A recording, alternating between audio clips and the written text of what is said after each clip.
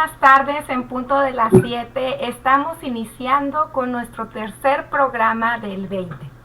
Me da mucho gusto saludarlos, espero que estén cómodos y que ya tengan en la mano su taza de un delicioso café o té, ¿por qué no? Pues es un placer volvernos a saludar. Como les comentaba hace un momento, tenemos una gran invitada. Como cada 2 jueves damos inicio a nuestro programa a las 7 en punto de la tarde y es la primera vez que vamos a transmitir desde nuestra plataforma el 20. Queremos agradecer al Instituto Celestín Freinet que nos está apoyando a retransmitir en su plataforma de Instituto Celestín Freinet Primaria nuestro programa. Muchas gracias por todo su apoyo. Agradecemos a todos ustedes, a todo nuestro auditorio, el apoyo que nos han venido brindando durante estas emisiones, ya que nuestros videos han incrementado su reproducción y también hemos crecido en los likes de la página. Por favor, síganos compartiendo, síganos regalando likes. Queremos crecer y estamos muy comprometidos a generar contenido de alta calidad para todos ustedes. Recuerden que nuestro programa se trata de generar bienestar social que nos permita formar y construir a mejores generaciones para tener un mundo mejor. Y a través de tener información que nos ayude también a tener un desarrollo personal, pues nos van a caer muchos 20 y de eso se trata. A partir de este momento queda abierto nuestro chat. Recuerden que vamos a leer todas sus preguntas a las que la maestra Karime les va a dar respuesta. Y bueno, como es costumbre en nuestro programa, la maestra Karime, nuestra invitada del día de hoy, va a darnos consejos puntuales y también nos va a compartir bibliografía. Bueno, y pues llegó la hora. Durante todos estos meses hemos experimentado muchas emociones. Lo hemos comentado en anteriores programas. La pandemia nos ha puesto muchos retos. Nos ha hecho poner pausa en nuestra vida y detener probablemente proyectos. Sin embargo, ¿qué opciones tenemos? ¿Qué podemos hacer? Es muy importante, como decía nuestra primera invitada hace 2 programas, que no tomemos decisiones en crisis. Por eso este programa lo hemos titulado Oportunidades en Pandemia. Tenemos oportunidades, realmente las tenemos, y bueno, por eso es que nos acompaña el día de hoy la maestra Karime, con la que quiero decirles hemos tenido charlas larguísimas. Probablemente no nos alcance la hora y quiero presentárselas. A ver, Karime, ¿dónde andas por ahí? Bienvenida, Karime. Hola, Elizabeth, y a todas las personas que están conectadas. Es un gusto compartir contigo, apoyar con un granito de arena y ojalá que a muchos nos caigan muchos de ellos. Muchas gracias.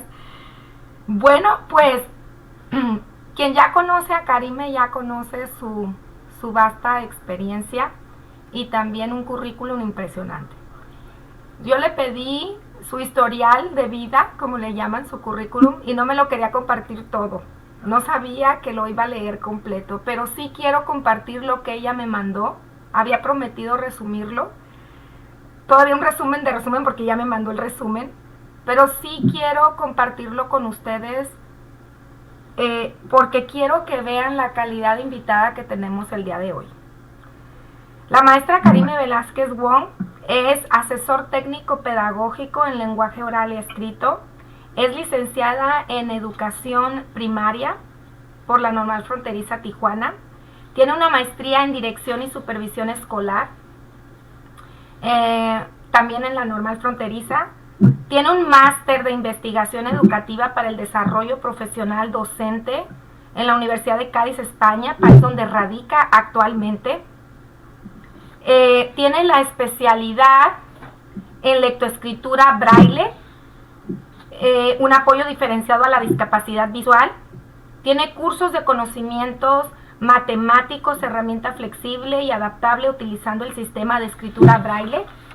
Hizo una especialidad en artes visuales en Estados Unidos, tiene 3 diplomados de nuevas corrientes pedagógicas de las artes en nivel 1, 2, 3, 2 diplomados en educación de la sexualidad humana, nivel 1 y 2, 3 diplomados en asesoría técnico-pedagógica, nivel 1, 2 y 3, diplomado en educación primaria, primero, segundo y tercer grado. Ha llevado un proyecto de inclusión educativa como maestra de grupo de niños ciegos con discapacidad múltiple y ha trabajado con la Comisión Estatal de Derechos Humanos y con asociaciones civiles para personas con discapacidad. Así que díganme ustedes si no es una autoridad para hablar de este tema. Karime, de nuevo bienvenida. Quiero decirte que me siento de verdad muy, muy halagada de tenerte aquí. Te tengo mucha admiración y tú lo sabes. Eres una gran compañera, eres una maestra que inspira, con una vocación de la que a veces es ya muy difícil encontrar. He tenido la oportunidad de conocer también el alma altruista que tú tienes. Y quiero decir aquí públicamente, porque hace ratito lo compartí con un maestro, que un día tú me dijiste a mí, cuando yo hice una buena acción, con alguien compartí un aprendizaje y tú me dijiste una frase que me acompaña desde entonces y me dijiste, lo hiciste bien porque esa es la forma de trascender, ¿no? Entonces yo te agradezco porque admiro de ti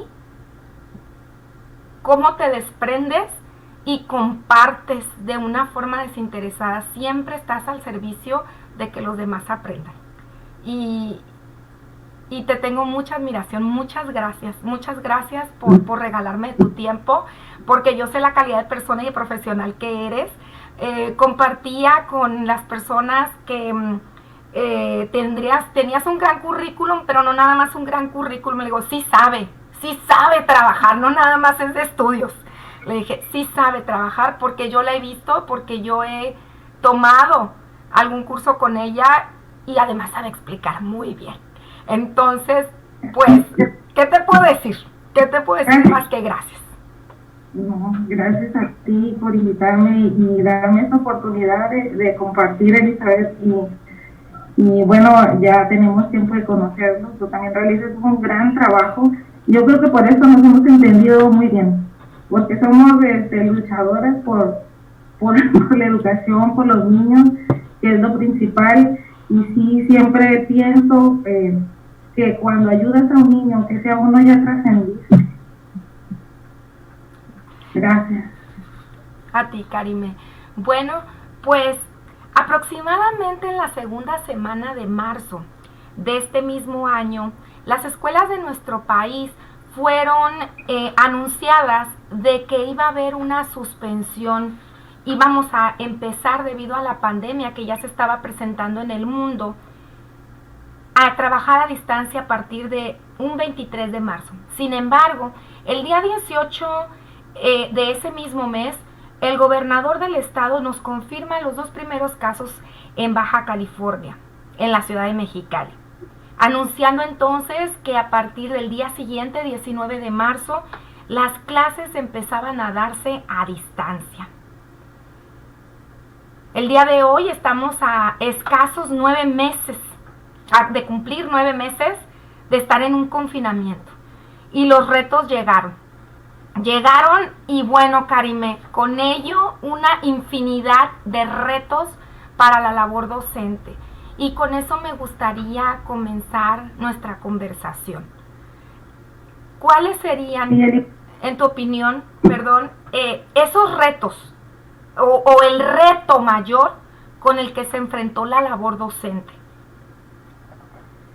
Yo Elizabeth, pienso que hay que reinventarnos y hay que adaptarnos a esta nueva normalidad que estamos viviendo. Y eso implica retos, sobre todo para los docentes. Yo, desde mi punto de vista, considero 3 retos que son principales. Y el primero tiene que ver con la motivación de los alumnos y la gestión de sus emociones. Los maestros tenemos que trabajar para que ese niño trabaje en colaborativo, con metas comunes, proponerle actividades que estén vinculadas con sus intereses y que las pueda poner en práctica. Otro reto que para mí sería importante es replantearnos las competencias y habilidades que estamos llevando. Por ejemplo, llevar un contenido que aborde distintas asignaturas. De todos esos contenidos que tenemos, tomar o retomar los que son fundamentales, los que son claves, los que nos van a servir para un andamiaje en el próximo ciclo escolar, porque no los veníamos en ocasiones llevando así por el papel central que ocupaban los contenidos que considerábamos que eran relevantes. Y bueno, el tercer reto, desde mi punto de vista, es importante, es aprender a transformar ese programa que tenemos presencial en un programa virtual. Tenemos realidades muy distintas con nuestros alumnos y tenemos que proponer nuevas estrategias metodológicas. ¿A qué me refiero con esto? Es al cómo de la enseñanza, el cómo aprende el niño, y que estas estrategias también acompañan a las que ya veníamos llevando antes. Y desde mi punto de vista, esos son mis principales retos. Gracias, Karime. Fíjate que tú comentas algo muy interesante, ¿no? Esta parte de lo que creíamos importante, porque en su momento, al estar presencial, pues los maestros tenían, digamos, una jornada mucho más larga, porque estaban presencial y porque se prestaba para incluso la convivencia, ahorita que hablabas tú de la parte de las emociones y lo socioemocional, ¿no?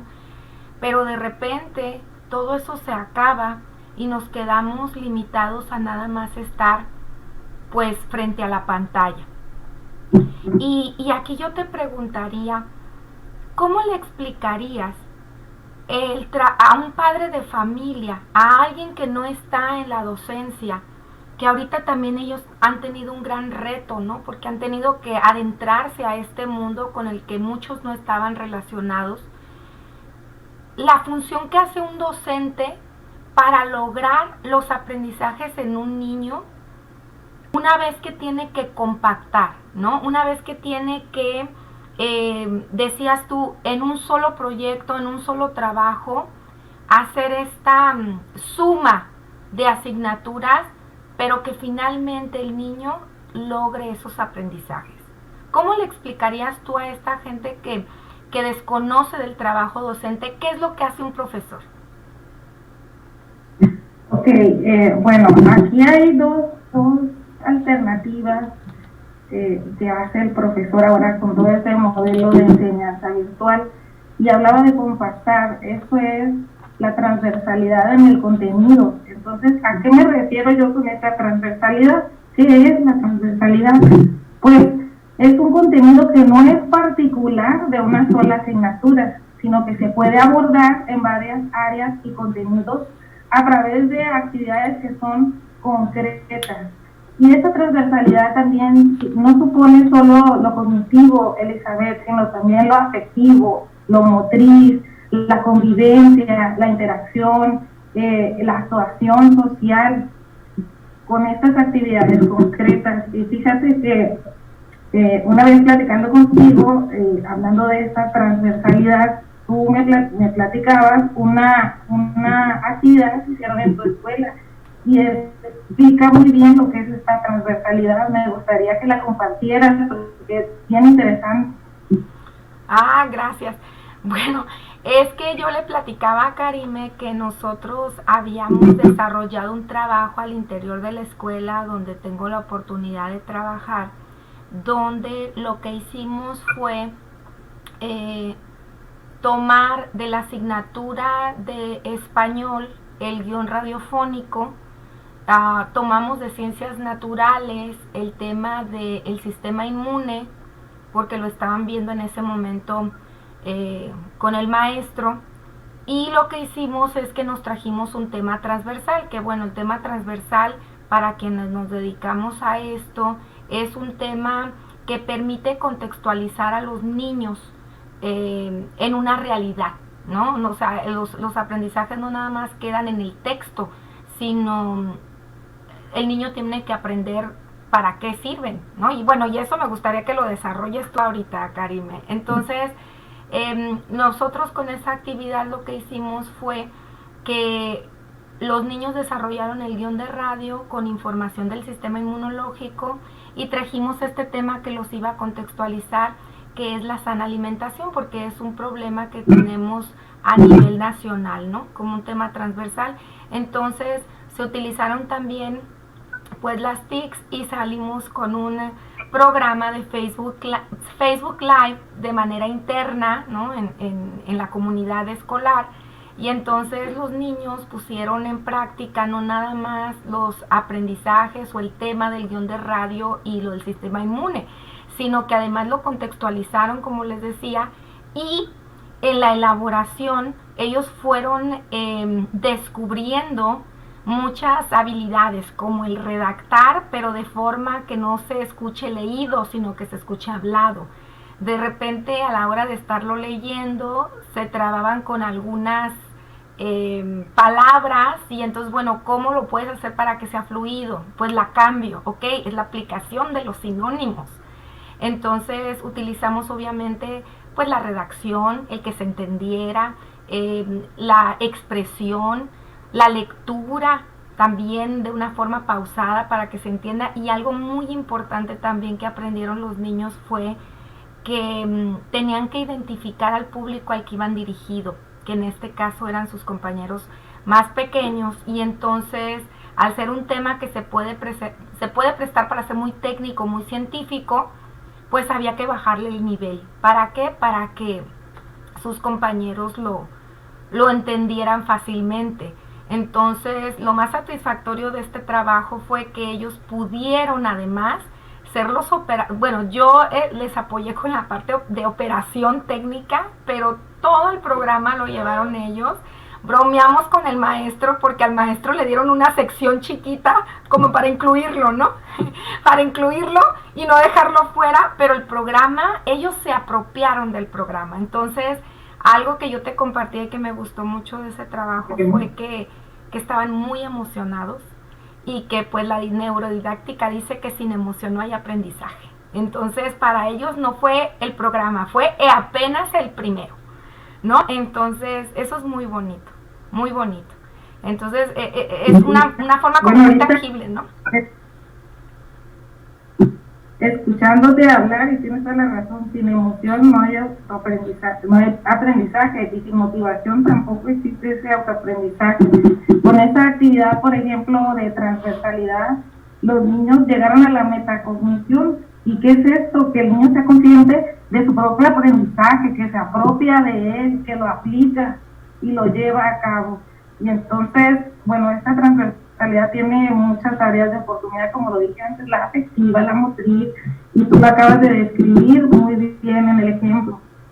Aquí también, bueno, se tendría que aclarar, por ejemplo, qué es el modelo presencial, Elizabeth, y el modelo virtual, para poder entender un poco más también. Fíjate, perdón, Karina, ahí me gustaría preguntarte si pudieras explicarle a nuestro auditorio, precisamente a partir de que tú hagas esta diferenciación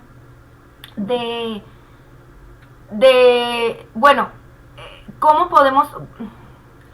tenemos o nos vemos obligados a compactar porque estamos a la distancia por cuestiones de tiempo, pero además esta facultad que tiene el docente para escoger los aprendizajes significativos, ¿no? Porque a veces quienes estamos de este lado como mamá, papá o fuera, nada más como espectador, que además estamos acostumbrados a una escuela muy tradicionalista, donde van matemáticas, va español por otro lado, ciencias naturales por otro lado, geografía por otro lado, nos cuesta un poquito de trabajo el creer que si tenían 6 horas en la escuela para ver todo, ¿cómo es posible que a lo mejor en la producción de un folleto, en la producción de un video, en la producción de una maqueta, se están dando todos esos aprendizajes, ¿no? Entonces,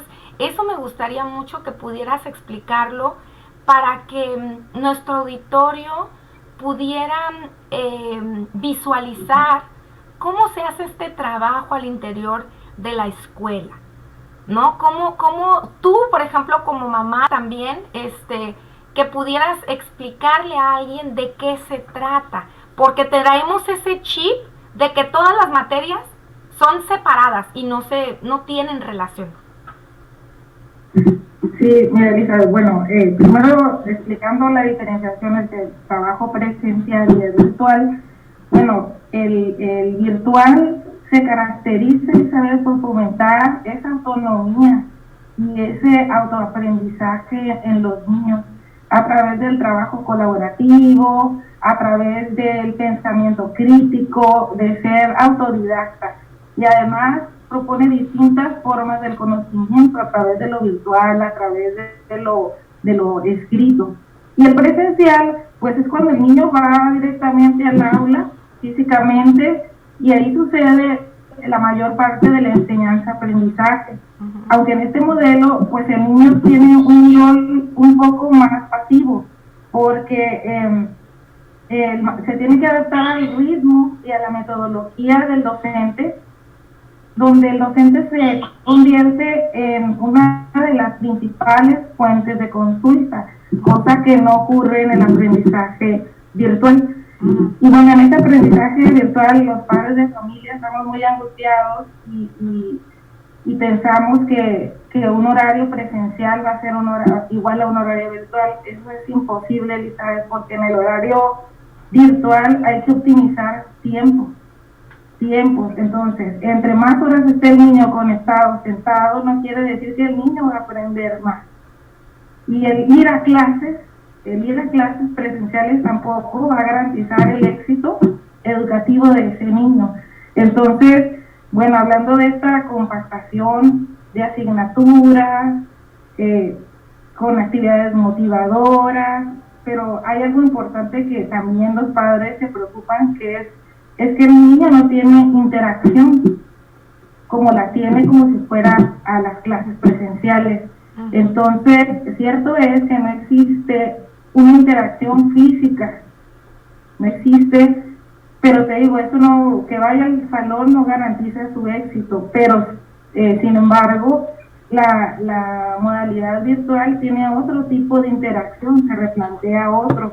Por enunciar dos, es la interacción sincrónica, que es cuando el niño participa simultáneamente con otros y recibe respuestas también simultáneas, como son las videoconferencias, los chats, y la interacción asincrónica, que es cuando no es paralela y requieren un tiempo las respuestas, como por ejemplo cuando el profesor lanza una pregunta y la deja ahí en una plataforma y el niño tiene un tiempo, una semana para contestarla. Entonces esta interacción de que hablamos no se termina con la educación virtual, sino se redefine. Entonces, entre más tiempo esté el niño conectado no quiere decir que vaya a aprender más, Elizabeth. Qué buen punto, qué interesante. Y aquí me gustaría preguntarte, Karime, ¿qué están aprendiendo a los niños a distancia? ¿Qué están aprendiendo? Porque a veces, tú mencionaste ahorita, ¿no? Los papás viven con una eterna angustia.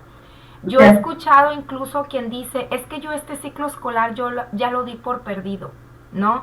O esta parte de mejor que pierda el ciclo y hasta el otro año.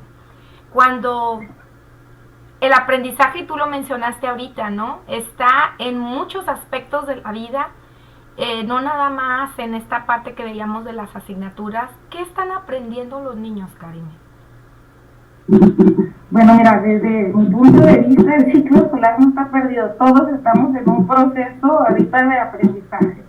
Y bueno, tenemos muchas áreas de oportunidad, pero hay que ver también las oportunidades que nos está brindando.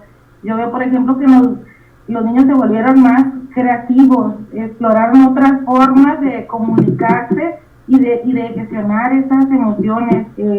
Hay más trabajo colaborativo con metas comunes, los volvió más resilientes, que es esta capacidad de sobreponerse a los problemas que se les presentan. Tú mencionabas un día que platicaba contigo una problemática que hubo en tu escuela y los niños le dieron solución. Ellos mismos se coordinaron y solucionaron el problema, entonces los volvió más resilientes. Aparte, trabajar con nuevos medios digitales, muchas veces en compañía de los padres de familia, y los padres de familia también asumimos un rol más activo en este proceso de aprendizaje de nuestros hijos. Además, no solo trabajamos retos cognitivos con esta educación virtual, sino también otras habilidades, como por ejemplo la negociación, el explorar, el interactuar con otros niños, la mediación de conflictos, entre otras muchas habilidades que se están desarrollando. Fíjate, acabas de mencionar algo muy, muy interesante. Yo he tenido oportunidad pues de platicar con padres de familia, ¿no? Y les comento que muchos de los comportamientos, y esto de verdad se los comparto a los padres, muchos de los comportamientos que ven en su casa y que podrían parecerles disruptivos, ¿no? Fuera de lugar, son los mismos comportamientos que los docentes van en el salón de clases, solamente que pues nosotros tenemos la fortuna de verlos, ¿no? O sea, también en el salón de clases hay negación a trabajar, también en el salón de clases hay el quererse salir con la suya, también en el salón de clases hay interrupción, hay el que le roba la palabra al otro, el que se para, el que reniega, el que se la pasa de chistoso, etcétera, etcétera, etcétera. Entonces, solamente que, bueno, eso pasa al interior de un salón de clases, ¿no? Y que para nosotros es parte de la cotidianeidad, que a veces para el papá no lo es. Y que no tiene por qué ser una queja de todos los días de se paró de su lugar. Eso es algo que se resuelve, ¿no es cierto, Karime? Al interior del salón de clases, y no es porque yo no sabía que mi hijo se paraba tanto. Es que no pasa nada. Es un chiquito de 6, de 7, de 8, de 9, de 10 años que todavía está en esta formación, ¿no? De la autorregulación corporal, de que su cuerpo necesita estarse moviendo y que... Sí, dime. Sí, no, te estaba escuchando y se me vino a la mente otro punto importante por mencionar, que los niños se volvieron más conscientes de su propio aprendizaje y sobre todo desarrollaron más autonomía. Sí. Es de lo que estás hablando ahorita. Sí. Sí, fíjate, nosotros acabamos de vivir una experiencia muy bonita ahora con los vientos. Se quedaron algunos maestros pues sin corriente eléctrica, ¿no? Y los niños se pusieron a trabajar solos. En algunos grupos ellos se conectaron, ¿no? Bueno, yo estaba jubilosa, pero es cierto, los niños empiezan a descubrir de lo que son capaces y eso es súper bonito. Muchos de los padres dicen, es que ya me dice cómo, ¿no? Ya me dice lo que tiene que hacer o me pregunta, ¿cómo voy? ¿Qué debo? ¿Ya lo mandaste? ¿No? parecen relojitos. Oye, Karime, ahorita tú mencionabas también, bueno, hablábamos de esta angustia de los padres, ¿no? Esta angustia de los padres que tienen, pues, de decir, se perdió el ciclo, no están aprendiendo. Y aquí a mí me gustaría, si me permites, dar un consejo, porque a mí me pasó el otro día como mamá y descubrí algo. Entonces, se los quiero compartir aprovechando el punto. Uno de mis hijos me dijo, es que siento que no estoy aprendiendo. Entonces le dije, ¿no estás aprendiendo porque ya todo lo sabías? No, me dijo, siento que no estoy aprendiendo porque no le entiendo. Le dije, entonces fue cuando aprendí cómo también como papás podemos contextualizar esa parte, ¿no? Esa parte de decir, a ver, no está aprendiendo porque de plano está igual que al principio, o es nada más que yo me acerque a la maestra para pedirle si le puede explicar de diferente forma porque no lo está entendiendo de la forma en que lo está explicando. Entonces, sí es importante porque el manejarlo así nosotros como padres nos sirve un poquito para contextualizar de dónde viene esa expresión, es que siento que no aprendo. Porque entonces, bueno, ya la maestra podrá, ¿verdad?, tomarse un poquito más de tiempo o explicarle diferente, dirigirse directamente a él para que se logre este aprendizaje. Y oye, bueno, yo sé que lo tuyo también es la lectoescritura. Y hay un reto en este proceso con los niños de primer grado. A mí me gustaría pedirte, Karime, para todos esos padres de familia que tienen hijos que acaban de ingresar al primer grado, que tú les explicaras, porque nos han hecho creer que los niños tienen que empezar leyendo desde que entran a primero de primaria.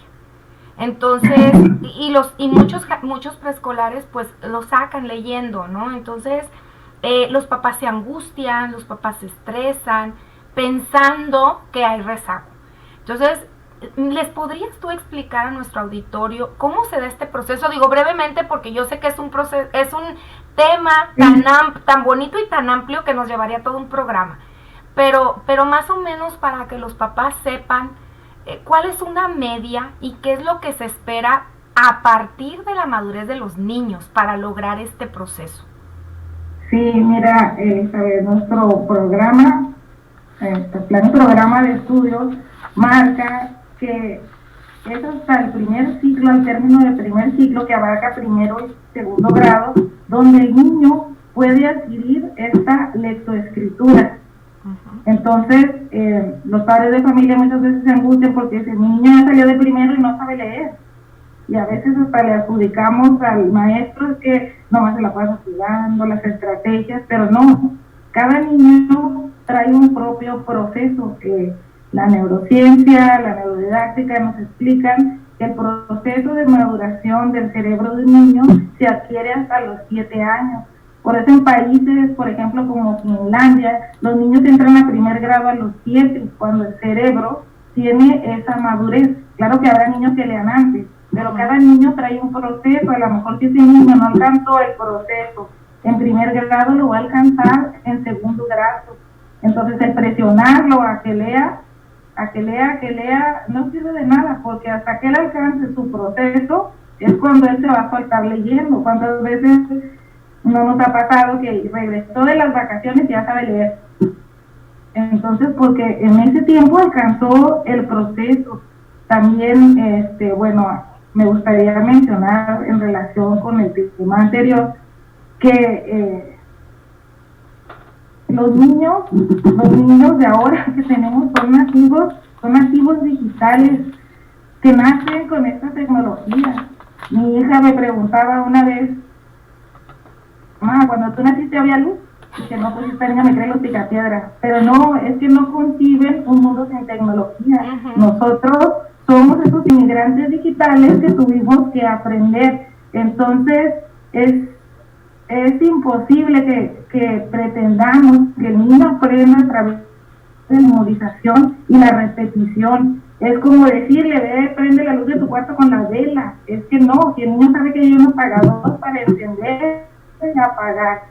Entonces, igual es este proceso de lectoescritura, sobre todo cuando usábamos métodos, por ejemplo, de las sílabas, de las planas, y quererlo transportar al aula virtual. Elizabeth, esto es imposible. Esto va hacia lo lúdico, actividades virtuales. Qué importante. Únicas. Qué importante eso que mencionas. Ahí voy a hacer una pausa, porque ese tema, eso que acabas de mencionar, lo voy a abordar ahorita en el segundo segmento. Quiero ahorita, te dije que se nos iba a ir esta hora como agua.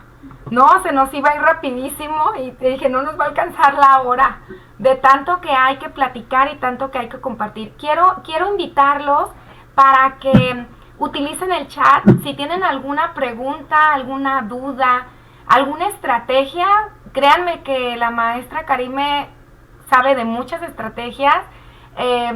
Ahorita ya mencionaba en la parte lúdica que el trabajo con los niños debería estar plagado de actividades lúdicas, Bien me dijiste, Karime, que el juego, dijiste, el trabajo de los niños es jugar, ¿no? Y que a veces lo tenemos muy subestimado y todavía no sabemos. Vamos a ver, vámonos. Ángel García, hola maestra, hola Ángel, qué gusto saber de ti también, un abrazo. La profesora Georgina, Karime, Georgina, la profesora, abrazo a las dos igualmente, maestra. Se reporta Abril, tu niña Abril, Karime. Un gran orgullo el haber sido su alumna, saludos. Vicky Galeana, hola, buenas noches a todos, las felicito por el tema de hoy, muy interesante, muchas gracias. El profesor Héctor Fuentes fue el invitado al programa de radio. Él fue el invitado de sus alumnos y dice, mis alumnos son muy autónomos y responsables, me invitaron a su programa. Así es, profesor. Luz, muchas gracias, gusto saber de ti. Sofía Fernández, hola Sofi, gracias por acompañarnos. Carlos Pompa, muchas gracias. También Abril, que escuchan muy bien. La profesora Sonia Licón, hola profe, qué gusto. Bueno, pues entonces, si alguien más, creo que hasta ahorita son todos los saludos que tenemos. Les mandamos un fuerte abrazo a todos. Y bueno, comentabas, Karime, la parte lúdica. A veces nos cuesta un poquito a los adultos darle este reconocimiento y esta validez a lo lúdico. Creemos a veces que es una pérdida de tiempo y no le vemos el significado que tiene para los niños. ¿Nos podrías explicar de esta importancia de las actividades lúdicas en la formación académica? Elizabeth, bueno, nuestro plan y programa de estudio nos marca la relevancia que tiene este trabajo lúdico.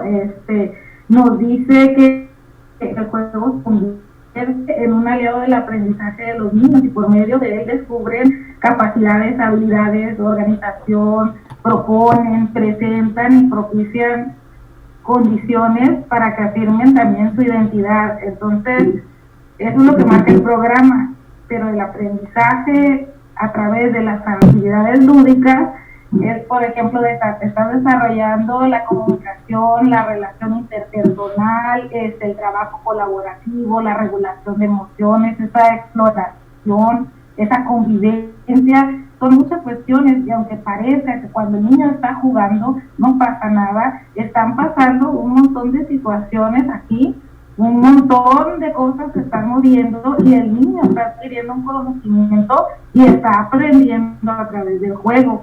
En esta nueva enseñanza virtual tenemos que optimizar ese tiempo y son actividades muy importantes para este desarrollo. Hablaba contigo, ¿te acuerdas de la lotería, por ejemplo? De la lotería que venimos jugando como un juego, pero tiene un montón de finalidades didácticas. Tú la pusiste encontrar, sí. Y es para el español, para la matemática y sobre todo que el niño se divierte, Elizabeth, y aprende. Sí, fíjate. Fíjate que ese ejemplo. Fíjate, bueno, yo el ejemplo lo tomamos de ti y fue muy interesante porque, bueno, a nuestro público, por ejemplo, la lotería pues tiene números, ¿no? Entonces, imagínense poner a un niño a jugar y súmame el mapache más la escalera. Y entonces ahí andan buscando, ¿no? O súmame el nopal más la sirena. Entonces, los niños le dan otra funcionalidad a un juego como la lotería, ¿no? O el describir una figura, hacerlo con mímica. O el multiplicar, ya quien está multiplicando de decenas, etcétera, etcétera. Entonces, creeríamos a veces que este tipo de actividades no tienen significación o trascendencia en la formación de los niños, pero es tan importante que hagamos que estas nuevas generaciones sepan para qué es lo que están aprendiendo, ¿no? Para qué es lo que están aprendiendo. Y ahorita que tú mencionabas sobre la parte lúdica, creo que a veces los adultos creemos que que el jugar va a distraer a los niños, ¿no? Los va a distraer de ese propósito de memorizar, de hacer cuaderno y hacer libro, cuaderno y libro.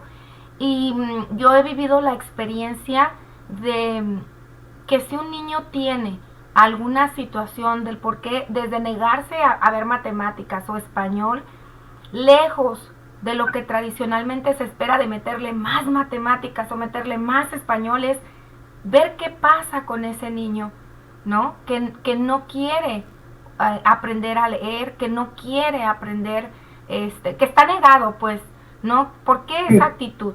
El proceso de lectoescritura es hermoso porque, como tú decías, ¿no? Regresan de vacaciones y regresan leyendo. No. ¿No? O cuando ya... Ajá, o sea, yo lo aprendí cuando, por ejemplo, los niños dicen de repente, ¿no? Ya, la manzana roja. ¡La manzana roja! Ya. O sea, ya esa imagen se está aquí, ¿no? Está aquí en su cabecita. Y entonces es, ya no me leas. A mí se me hizo muy bonito el día que yo conocí por qué la lectoescritura está considerada un derecho humano, ¿no? Sí. Porque nos da independencia, porque nos da libertad. Mire, las matemáticas es también prioridad. Viene en nuestro programa el gusto por las matemáticas, porque los niños que tienen terror a la matemática, entonces una de las prioridades es el gusto por las matemáticas.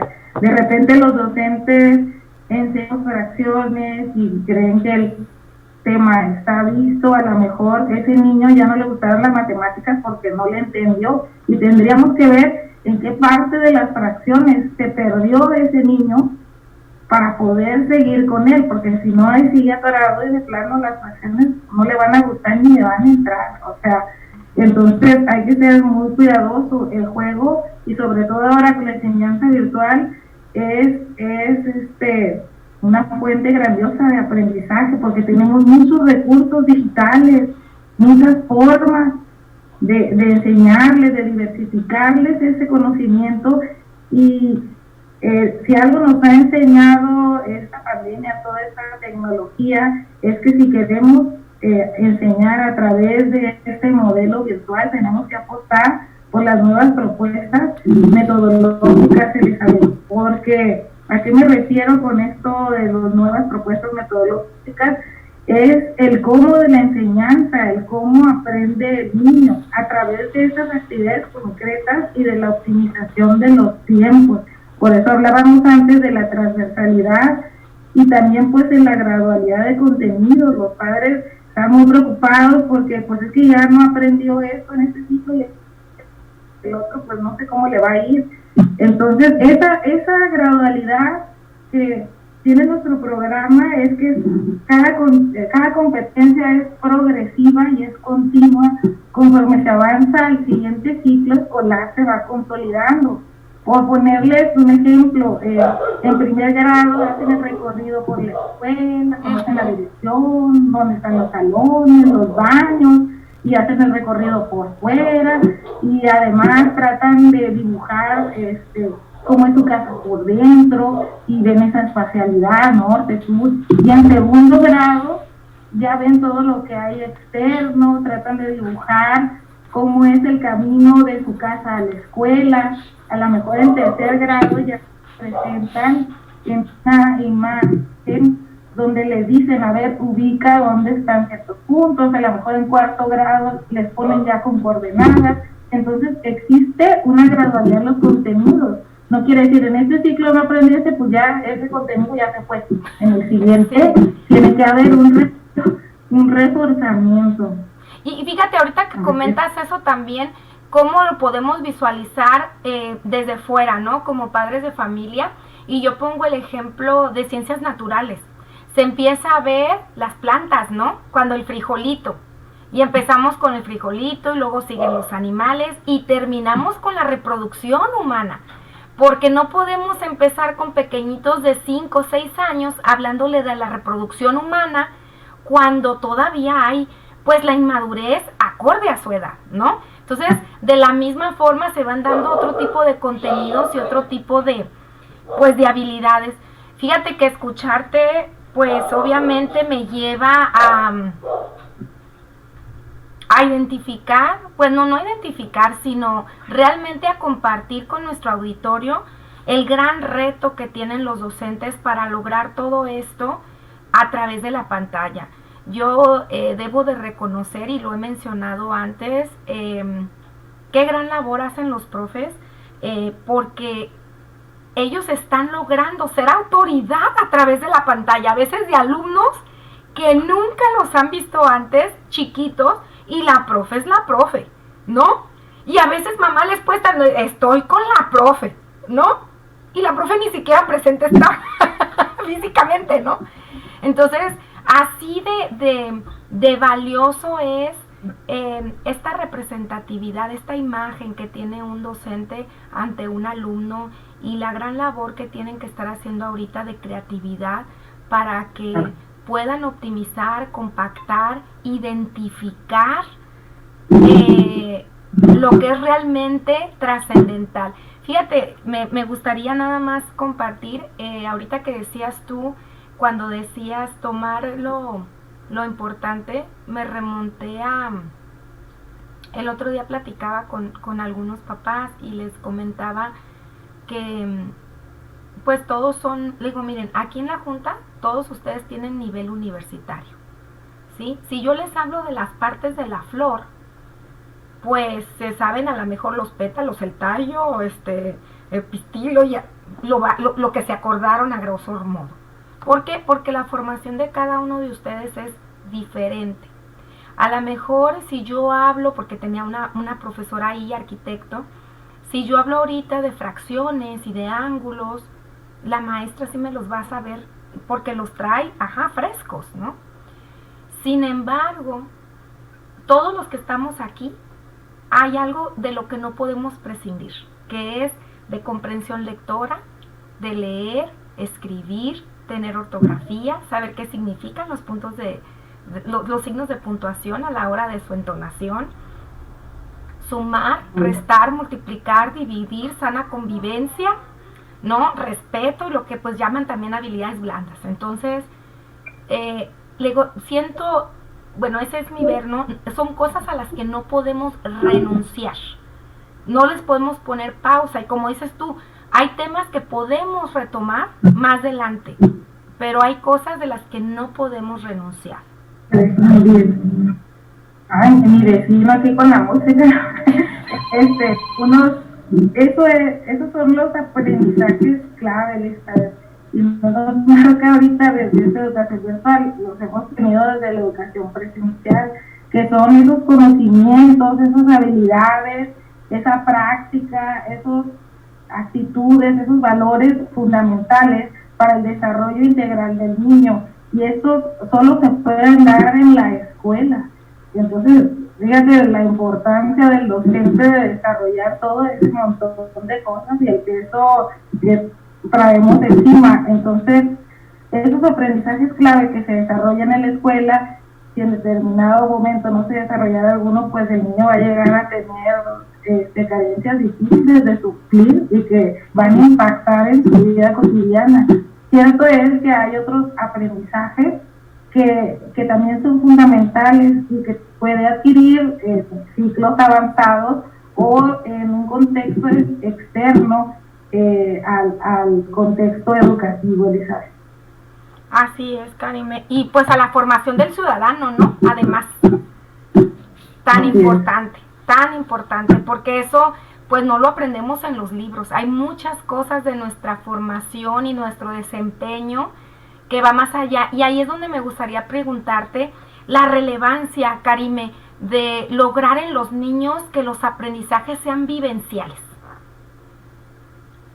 Y bueno, es que lograr un aprendizaje vivencial, hablamos de eso a través de esa metacognición, que el niño lo lleve a la práctica, se va a desarrollar un sinfín de habilidades y competencias, o sea, desde la interacción, el trabajo colaborativo, el niño va a explorar, va a investigar, el aprendizaje tiene que ser más activo, y a esto me refiero con más activo, que el niño reflexione, que el niño aplique, que el niño busque a través de esas actividades concretas y esos aprendizajes reales, o sea, perdón, contenidos reales, porque ya no se vale que le pongamos, por ejemplo, un niño de primer grado, el sol sale solo por la sala, porque estamos viendo la S, porque pregunta al niño, a ver, dime qué crees que es el sol sale solo por la sala, porque el sol sale caminando así por la sala, eso ya no le significa, Elizabeth. Entonces tenemos que buscar esos aprendizajes activos. Oye, Karime, ¿podrías compartir aquella anécdota que platicas de la Caperucita Roja?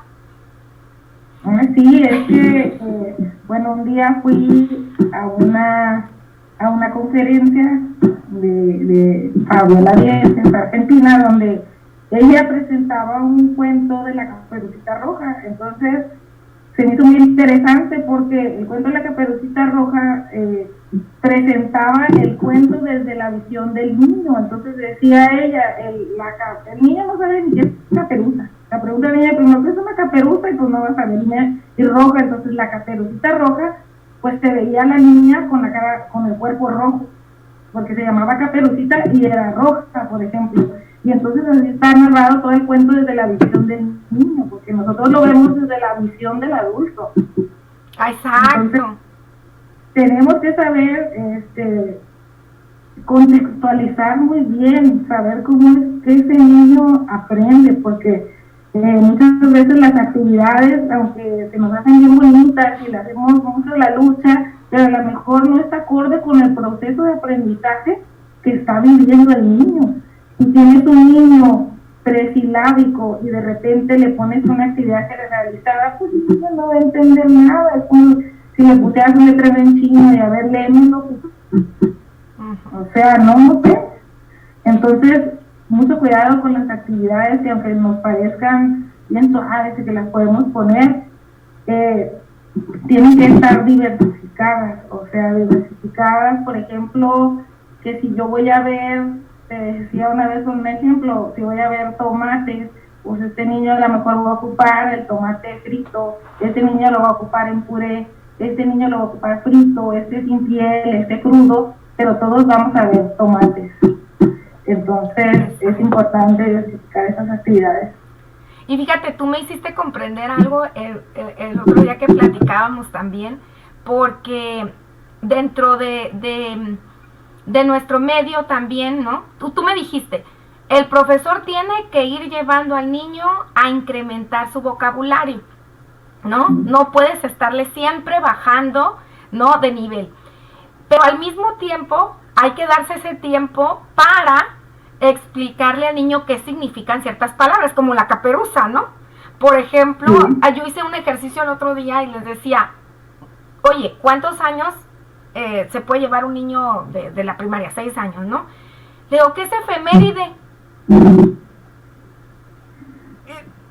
Y, o sea, y siempre en cualquier, la efeméride, en cualquier escuela, ¿no? Y los niños dicen, me tocó la efeméride. Me tocó la efeméride. ¿Qué es la efeméride?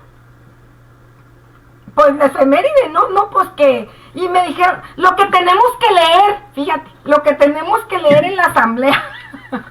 Sí, entonces digo, qué importante es que como adultos nos tomemos el tiempo de explicarle. Vamos a leer las efemérides. Las efemérides son las fechas importantes por X razón, ¿no?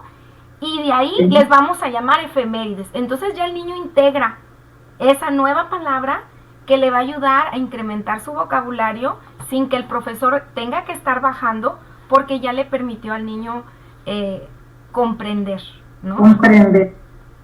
Sí, es que desde primer grado se tiene que empezar a incrementar el vocabulario, claro que a nivel, o sea, de repente, por ejemplo, que les ponemos un dictado y el maestro ve la S y todas las palabras son con S, y el dictado lleva palabras bisílaba, trisílaba, binomio, y que tiene que ver a lo mejor con un tema de su interés, que a lo mejor tiempo antes les puse un video de los planetas y les hablé de los planetas, vieron el planeta en plastilina, la Tierra, y después los llevé a un dictado de los planetas y les dije, a ver, pero ya vi todas esas palabras antes de llegar a ponérselas, o en matemáticas, cuando estamos viendo, le decía a Elizabeth, la división y la cajita, o sea, no, o sea, hablarles con el vocabulario que es, y como dice Elizabeth, explicarles por qué.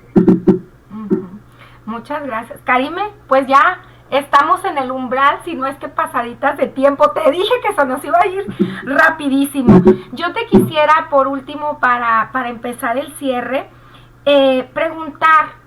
Yo te agradezco todo lo que nos has compartido el día de hoy, porque así como ha habido consejos para la parte docente, creo que también quienes son padres de familia y no están inmersos en este medio se pueden dar cuenta del gran reto que hay para los docentes para lograr lo que llamábamos, lo que es la metacognición, que es digamos que la cumbre que busca un maestro, donde el niño se apropia del aprendizaje, sabe qué hacer con él, sabe cómo apoyar a los demás, lo hace suyo, ¿no? Ya lo sabe aplicar. Entonces, pues no es fácil. Sabemos también que los papás han tenido que adentrarse en todo esto, a veces sin tener herramientas. Ha sido un gran esfuerzo de todos los actores en el proceso educativo, que son los niños, los padres de familia y por supuesto los docentes. Y aquí me gustaría preguntarte, Karime, ¿qué nos pudieras tú proponer a todos estos actores, ¿no? que formamos parte del proceso educativo, incluyendo en este caso al niño o al joven, para salir adelante con la educación de nuestros chicos que están en formación? Bueno, Elizabeth, antes de cerrar, también me gustaría decirles algo que les quería compartir, sobre todo a los padres de familia, el por qué algunas escuelas están con una hora en línea al niño. Y se me hace porque es importante, porque las recientes investigaciones de las neurociencias, neurodidáctica, psiquiatría, dicen que la atención, el tiempo de concentración en una actividad virtual del niño es de 2 a 5 minutos multiplicado por la edad del niño. El resultado es el tiempo que va a tener concentrado el niño en la pantalla, y en primaria es más o menos en relación a una hora. Y bueno, con lo que me acabas de preguntar, esas cuestiones de los padres de familia y todo, nosotros tenemos una normatividad que es la Ley General de Educación, Elizabeth, donde vienen las obligaciones de todos los actores, tanto los educativos como sociales, como los padres de familia. Y en esta Ley General de Educación, si viene normado, por poner un ejemplo... Es pública, ¿no? Es pública, Karime, es pública.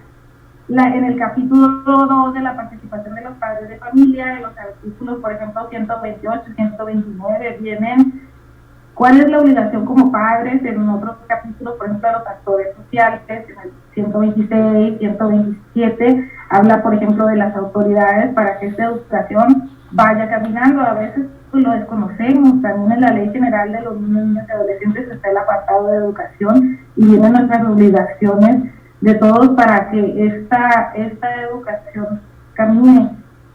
Con los padres de familia, Elizabeth, es bien complejo, como la acabas de decir, porque estábamos acostumbrados a que el niño permanecía en el aula pues las 5 horas, por ejemplo, 6, y ahora pues está 1 hora. ¿Qué voy a hacer? O sea, tengo que trabajar. Entonces, sí sería una reorganización de las actividades al interior de la familia, el quién, el cómo va a orientar el estudio o va a guiar el estudio de sus hijos en su casa, porque como pues ya sabemos, trabajamos. Y otra cuestión es que las tareas, sí, los padres tienen que apoyar la tarea, pero no hacérsela al niño, porque también estamos viviendo eso, que como ya ve que no entiende, pues ya se la hago yo y la mando, no más saber que yo la hice, y algunos hasta la hacen mal, o sea, entonces le ponen el 6 al papá.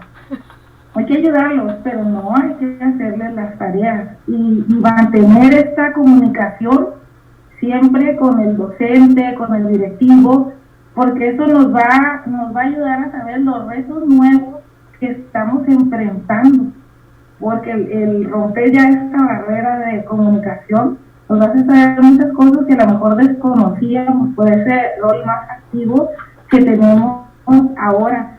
Y pues en los docentes es ser unos efectivos en las actividades que están llevando a cabo, hacer nuevas metodologías más motivadoras, más innovadoras para los niños y no quedarnos con lo que traíamos atrás, enseñarnos, llevarnos de lo tradicional a lo virtual, porque pues ya vimos que eso pues no está funcionando. Okay. Muchísimas gracias, Karime. Entonces es la Ley General de Educación. ¿Mande? Que ya vi que se acabó el tiempo. No te preocupes, no te preocupes. Ok, pues muchos saludos también. Aquí tenemos a mi Rebeca Hernández, Arturo Villanueva, exalumno, hola, al profesor Juan Gutiérrez, profesor de Educación Física, saludos. A ver, Karime, por aquí hay ya comentarios. Gracias, Sofía, dice Sofía, excelentes recomendaciones de actividades virtuales lúdicas, por favor. A ver, actividades lúdicas, Karime. A ver, alguna actividad que puedan practicar en casa, lúdicas, de edad primaria. Oye, para el docente. No, ella es mamá. Actividad lúdica que puede hacer en casa, yo recomendaría, por ejemplo, a lo mejor si el niño es chiquito, poner un espacio donde pueda trabajar con el niño las diversas actividades, porque a veces en la casa pues no lo necesitábamos y no había un espacio habilitado para realizar ese tipo de actividades. Ya dijimos que las lúdicas hay aprendizaje, hasta cuando le estás enseñando una fracción al niño guiado por la receta de cocina de su mamá, lo estás poniendo en práctica el aprendizaje. No nada más es con materiales concretos, sino con las actividades también que hacemos cotidianamente que el niño aprende. Les voy a dejar de todos modos, Elizabeth, si tú me permites, una serie de actividades lúdicas que pueden realizar en casa los padres de familia. Por cuestiones de tiempo, pues ya no puedo explicar. Sí. Me gustaría enviárselas y que las tuvieran. Claro que sí. Las leyeran, remasterizadas. Ok, muchas gracias. También, bueno, comenta William, hola William, dice recordar también que es de suma importancia el fomento de buenos hábitos en el proceso de aprendizaje, ingrediente tan relevante como el conocimiento mismo, particularmente en esta nueva modalidad. Saludos a todos. Gracias, William. Y bueno, Sandra Medina, presidenta de Soroptimista Internacional Centro. Hola, Sandra, felicidades a las dos, muy interesante tema. Muchas gracias. Espero que no se me vaya por ahí ningún otro comentario. A ver, déjenme ver, es que esta tecnología de repente actualiza para arriba, de repente actualiza para abajo y ando buscando si alguien más. Bueno, entonces, pues llegamos a la recta final. Quiero invitar a nuestro auditorio para que nos propongan temas. Como ustedes vieron, es muy importante para nosotros poder estar generando contenido de calidad y sobre todo de interés que nos permita lograr un bienestar social para construir mejores generaciones. Y en la medida en que el contexto escolar y el contexto familiar nos podamos comunicar mejor y nos podamos entender mejor, nuestras nuevas generaciones van a estar mejor.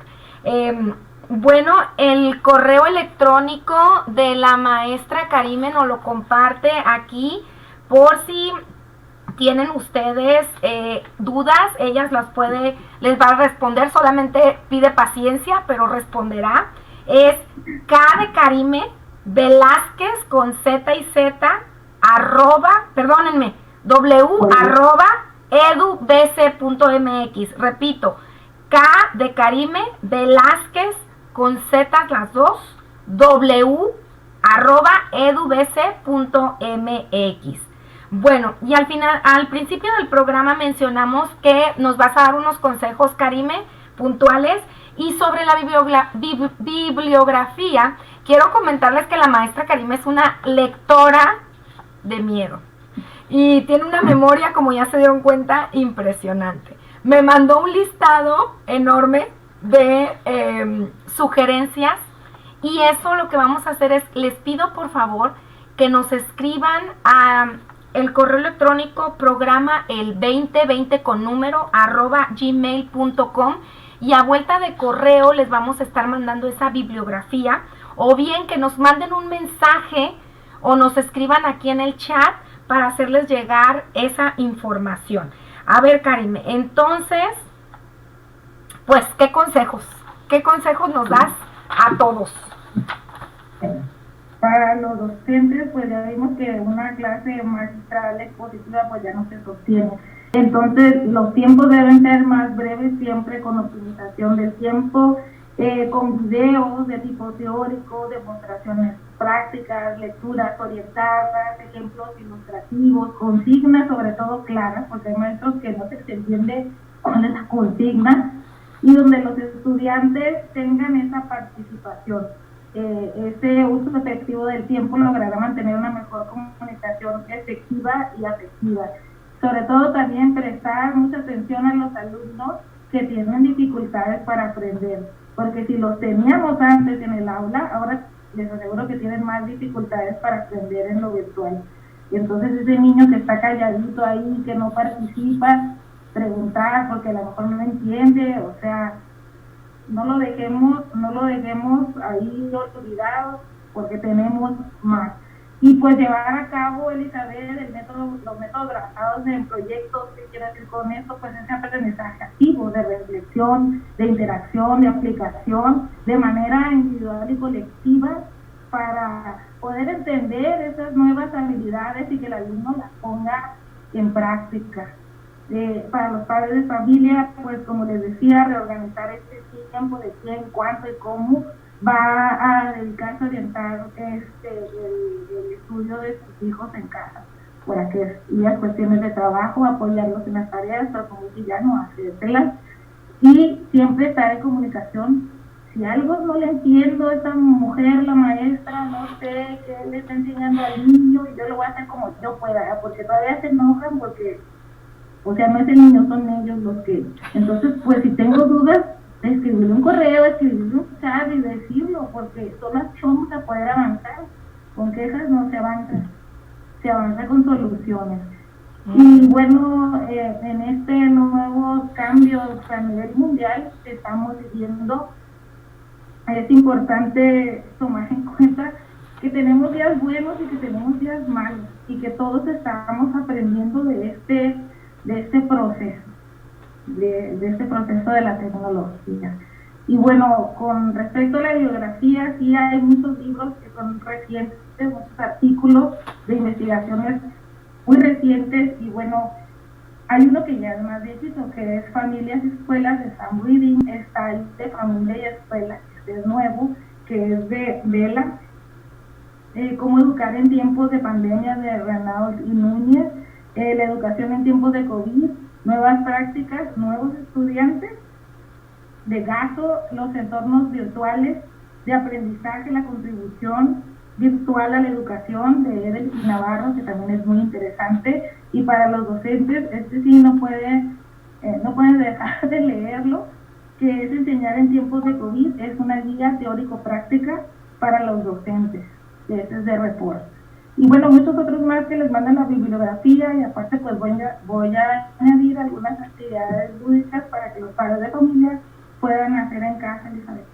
Muchas gracias. Y bueno, a nuestro auditorio, como se pudieron dar cuenta, con los simples títulos de los libros, pueden ver la vigencia de la bibliografía, ¿no? Que es bibliografía reciente. Yo me imagino que calientita con todo esta situación que estamos viviendo a nivel mundial, y que de verdad deberíamos darnos el tiempo de revisarla. Necesitamos herramientas todos, docentes y padres de familia, a nivel general. Muchas gracias, Karime, de verdad agradezco tanto todo lo que nos aportaste el día de hoy. Creo que a todos nos cayó el 20. Karime, pues con esto despedimos nuestro programa. Muchísimas gracias. Te mando un abrazote muy fuerte. Híjole, ¿qué te puedo decir? Muchas gracias. Gracias. Y gracias a todos ustedes, que tengan una excelente y bonita noche. Cualquier mensaje que quieran enviar, ya saben que tenemos pues los medios para poderlos atender.